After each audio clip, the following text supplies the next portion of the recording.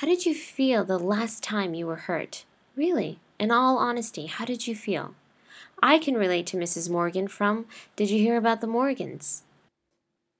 When I look at you, I just feel regret and a deep desire to see you suffer intense pain. Forgiveness happens when we let go of retaliation, vengeance, and avoidance, and give up that grudge so we no longer feel the need to hurt back. That is the moment when forgiveness occurs. Now, forgiveness is not reconciliation. It is not making excuses or punishing as if in a court system, or denying anything ever happened or forgetting the whole thing. Kristen Neff sums it up pretty well in her book, Self-Compassion. Forgiveness doesn't mean condoning bad behavior or that we need to interact with people who have hurt us.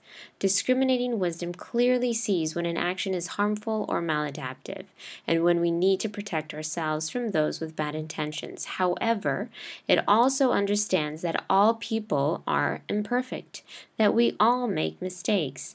It understands that people often act out of ignorance, immaturity, fear, or irrational impulse, and that we shouldn't judge people for their actions, as if they had full conscious control over them. The question still needs to be asked. What happened to make them lose touch with their hearts? What wound occurred to lead to such cold and callous behavior? What's their story?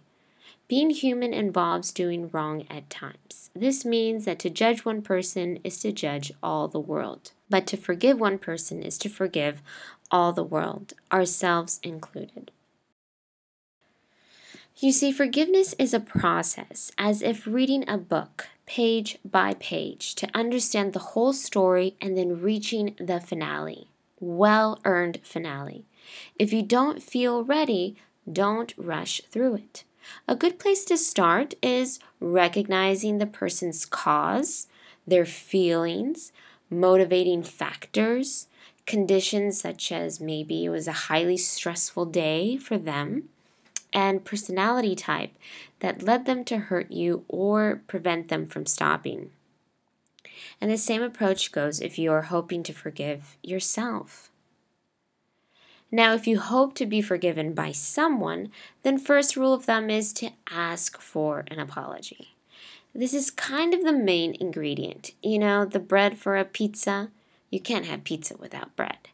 You're more likely to receive forgiveness if you offer a sincere apology. Admit the wrong, accept responsibility, and express genuine feelings of regret, and show an increased effort to avoid for it to happen again.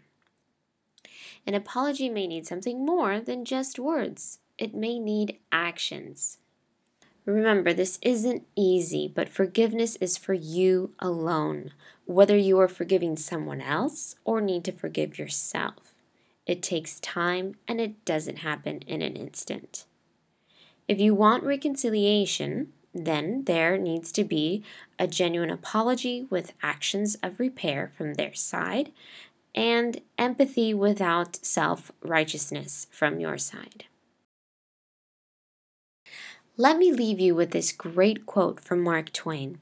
Forgiveness is the fragrance that the violet sheds on the heel that has crushed it. Want to learn more on forgiveness and the step-by-step process? Find a Self is coming up. Head on over to LucindaLoveland.com to receive an email invitation.